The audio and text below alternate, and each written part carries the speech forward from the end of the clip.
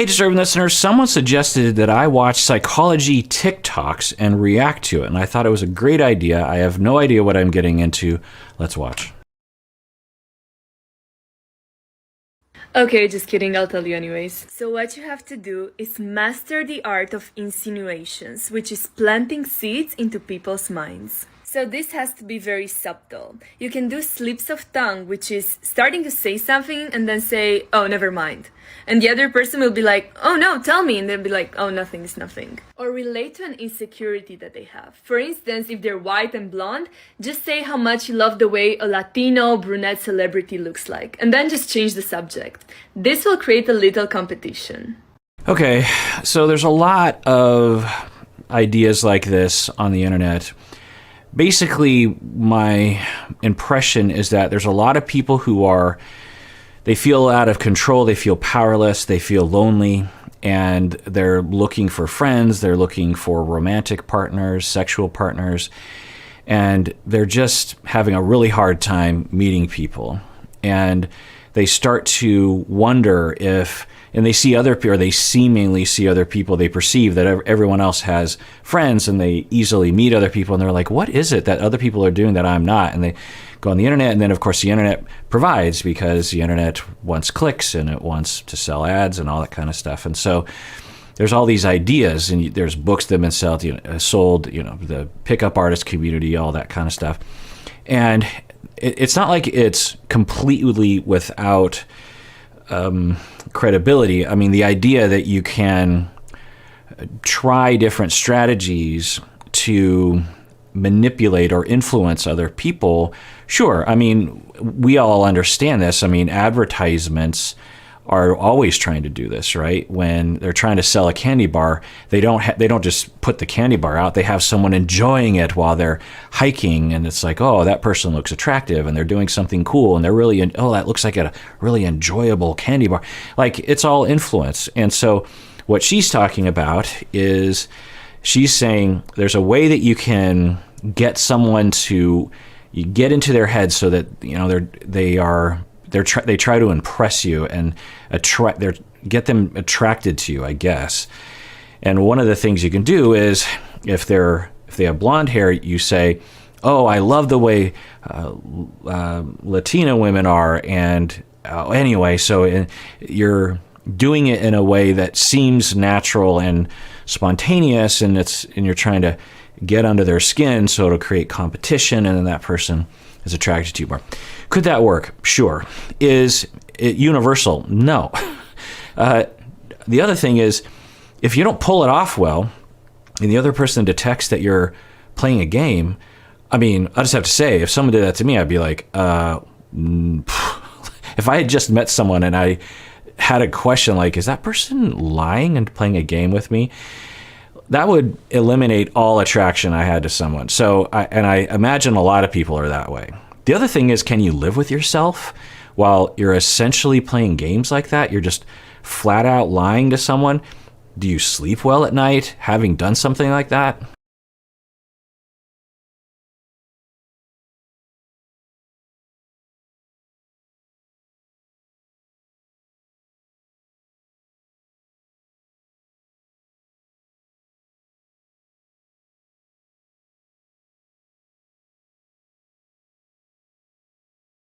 Okay, so this one, I can't have the audio on because they play copyrighted music. That TikTok, apparently you can do that, but on YouTube you cannot do that. So I have to watch it on silent. But this individual is saying, which I'll agree with, this is great. I didn't know what I'd find on TikTok, but the first one was dubious. The second, but not terrible. The second one is great, actually. They're saying my psychology professor, so they're actually referencing someone that might know what they're talking about, and they say, go to a website, take this test, and then it lists your strengths.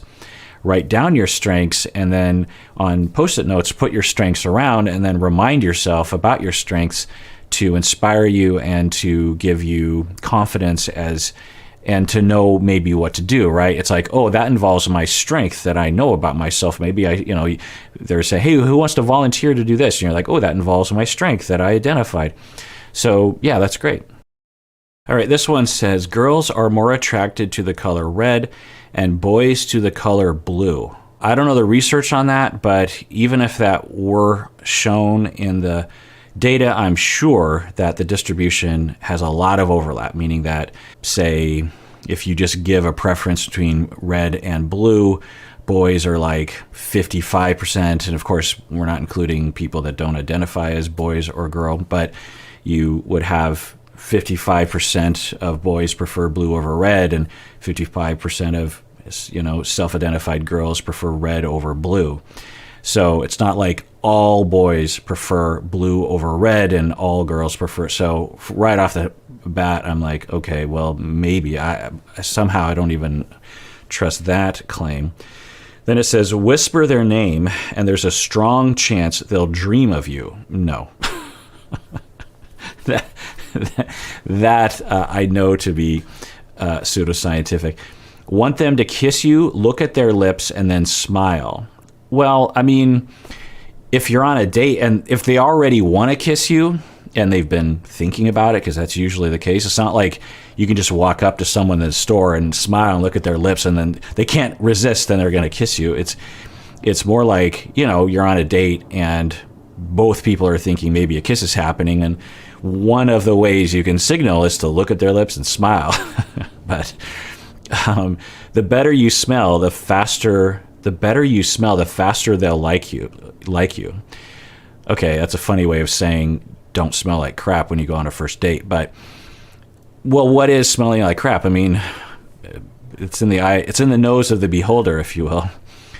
Follow for better psych facts. Okay, these aren't facts, I'm pretty sure.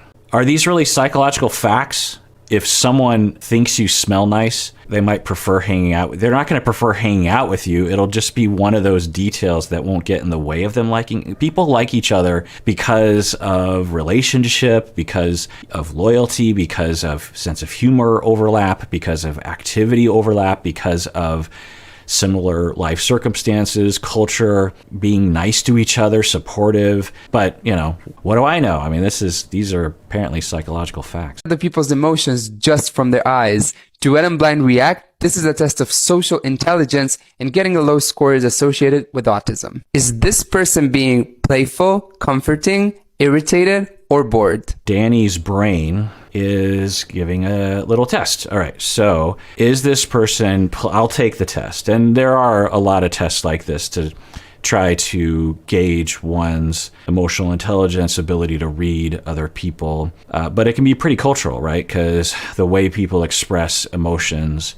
and even the word, comforting, what does that exactly mean? But I've taken tests like that and administered tests like this before, but they're definitely not bored. They're not irritated. They're not comforting. They seem playful. I'm going to say playful. The correct answer was playful. Is this person annoyed, hostile, horrified, or preoccupied? Okay, this is fun. They're not particularly hostile. They could be preoccupied. I don't think they're horrified. I'm going to say preoccupied. That's, they seem like they're like, oh, what's going on over there? Right answer was preoccupied. And finally, is this person jealous, panicked, arrogant, or hateful? I like this sort of thing. Whenever you're trying to provide content, if you can draw people in, right, not just passively watch, but it's a game, like Wordle or something. So jealous, maybe. Panicked, maybe. Hateful, arrogant, no. Looks like, one eye looks panicked and the other eye looks concerned or something. But what does jealous, what do jealous eyes look like? Certainly not arrogant. Yeah, I'm going to say panicked. The correct answer was panicked. Let me know how you did in the comments, and if you like this, follow for more about psychology and mental health. I like it. Players in white pass the basketball. Okay, I've actually taken this test before, and it's kind of fun. If you want to take this, I'm actually not going to watch it. If you want to take the I don't know what it'd be called, but maybe like people in white passing a basketball psychology test or something. I took it once and quote unquote failed, which most people do. It's an interesting test that demonstrates attention in a very effective way, because when you watch it, you're just like, whoa, it's an interesting kind of like an optical illusion, but not the same. But anyway, people often use this test to be a jumping off point to point out that, look, the things that you're paying attention to might make you blind to other things. Like if you're paying attention to TikTok, it might make you blind to your kids. Or if you're paying attention to making sure you're always looking nice, you might be blind to your attachment needs. You know, you can use it as an analogy to a lot of different phenomena. How to read people's minds by using their eyes only. Part 1. When we remember something, we look to the left, while when we No. The internet is in love with this notion that you can read people's minds by watching their eyes. Can you imagine if we had such a universal behavior that we could literally read people's minds by looking? Because there's all sorts of, you know, when you're remembering, you're looking this way, and when you're lying, you're looking this way, and when you're thoughtful, there's all these eye movement stuff, and the internet is just full of it, and YouTube is full of it, and I'm guessing that TikTok is full of it too. Imagine if we could do that. We wouldn't need the criminal justice system. We would just ask a criminal, did you do it? And then they're like, well, I don't know. Well, okay, that means they're lying, so okay, lock them up, pals. No, we can't read people's minds. Everyone is different. Now, might there be some indications of lying? Yeah, maybe. But sometimes people are good at lying. Sometimes people look up in certain ways. You know, we have this idea that somehow the different hemispheres of the brain and different movements of the eyes, and we've looked into this a lot. And there's some science that I could talk about. I won't bore you with it, but it's pretty... it's not, there's not a lot of hard conclusions that we get, particularly around stuff like this. So right away, this video, I'm guessing, unless she's like, actually, that's a myth. Let's watch. construct something in our minds, we look to the right. If it's something visual that we remember, we look up. If it's something auditory, it's in the middle. Oh my God. I've never heard that one before. How could that possibly be true? Visual, we look up. Audio, what? No. And if it's an internal dialogue, it's in the left down. Yeah, there's so much pseudoscience around this, and it's basically kind of like a religion.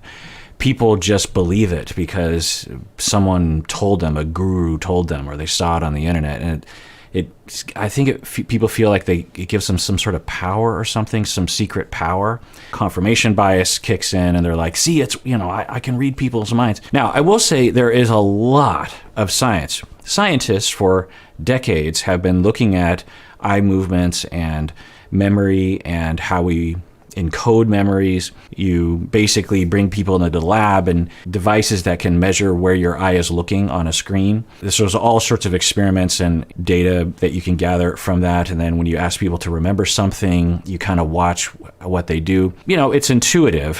And whenever something's intuitive and there's some truth to it, pseudoscientists will take it to another level to make it seem like the world is way more ordered and concrete because, sells books or videos or something. So I'll say that there's a lot of research, and what they'll find is that there are some differences in the way we retrieve memory regarding our eye movements. I don't have all the research here in front of me, but even those research studies demonstrate that it's like a slight difference. Like for I'm pretty sure I know this isn't a stat, but it'd be something like when we prevented people from not moving their eyes. So if you ask people, don't move your eyes, stare right at a dot and try to remember something, as opposed to letting people freely move their eyes as they're trying to remember something. When you allow people to move their eyes, then they remember things a little bit better. Does it mean that they can't remember if they stare at a dot? No, it just means they're on average a little bit better. So instead of 70% of people who remember something because they're staring at a dot, 90% will remember if they're allowed to move their eyes. So, and this is the way psychological research is often. It's more averages and a lot of factors playing into, so when we're remembering something that's visual, there's a lot of factors that play into our behavior that will be observable as we're remembering those things. And might, on average, people tend to look a certain direction, but it would just be on average, meaning that a lot of people don't look up that way. And some people look up that way when they're doing something else, So to say that when someone is looking up and to the right, it's a visual memory. I don't have all the research in front of me. Maybe it's like a slight signal there, but it certainly isn't like 100%. So this is also how you can spot a liar. If you ask someone, so where have you been last night?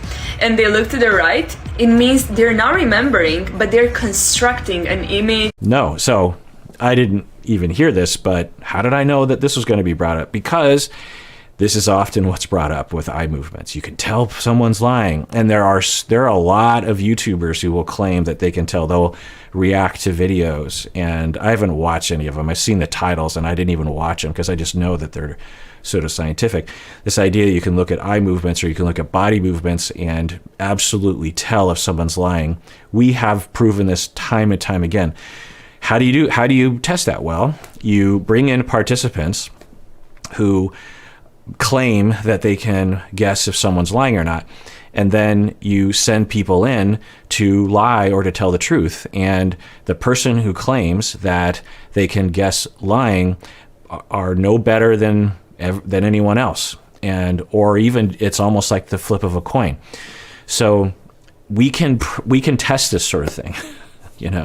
It's not but because the internet just makes claims without any scientific rigor, then, and because the people who do those research studies never talk about it on the internet. That was one of the reasons why I started this podcast almost 14 years ago, because I'm like, people in my field, the scientists and the professors and the clinicians, hardly any of us are on the internet, but all the yahoos are blabbing about all sorts of things on the internet. And I'm just like, and all of us would be like, oh, the internet. And I'd look at us, I'm like, well, what are we doing about it? Are we going to actually go? Because that's where everyone is. That's where everyone's hanging out. That's where they're all getting their information. Are we just going to sit and watch that whole thing happen?